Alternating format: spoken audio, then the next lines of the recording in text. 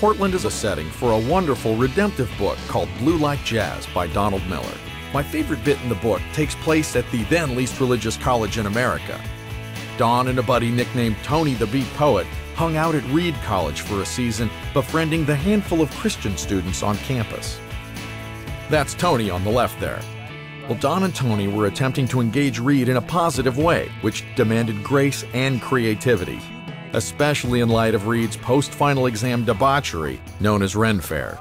So we sat down one day and we asked ourselves, can we imagine having a presence on campus as a group, as OFCS, as this group that claims to be Christians, where we can have a presence and really participate in the weekend, but participate in a way where we're truly a part of what's going on.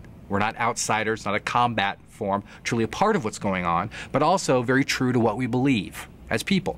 We batted around a bunch of like Renaissance religious ideas that got shot down really quickly, thank goodness. And finally, one of us threw out, I remember who it was, the idea, well, we should do a confession booth. At one point in the conversation, I just made this comment. I said, no, we won't ask them to confess to us. We'll confess to them. And it kind of landed a bit like a stone in the middle of the room. And we kind of sat around and looked at each other, and it was just clearly something that felt like it was a God idea. Two students actually came in and sat down across from me. And the dialogue for each person came in went something like, hi, this is a confession booth. Welcome, great to have you here. So this is a place where confessions are heard, and if it's okay with you, I would like to begin.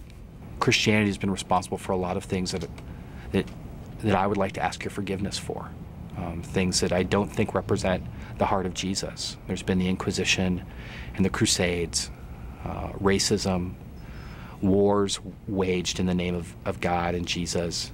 And these are things that I think makes God's heart sad, that people who claim to know him would do this stuff, and I'm one of them. And I want to ask your forgiveness. Would you please forgive at least me? You know, students would just be like completely caught off guard, and the response would be something like, that's the most beautiful thing I've ever heard in my entire life. And then, after a moment of silence, every time the students would stop and go, here's a little bit of my story. My dad used to beat the crap out of me when I was a kid.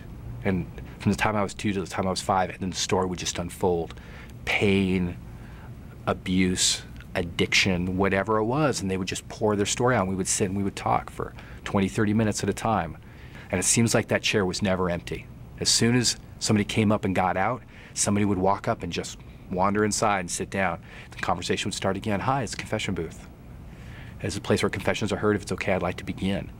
It was it was a supernatural experience, and it really was beautiful, and I'm very thankful for those students who would come into that space, again, come onto our territory, and then they would open up such tenderness, thoughtful, often hurting kids who are just trying to figure out life like the rest of us.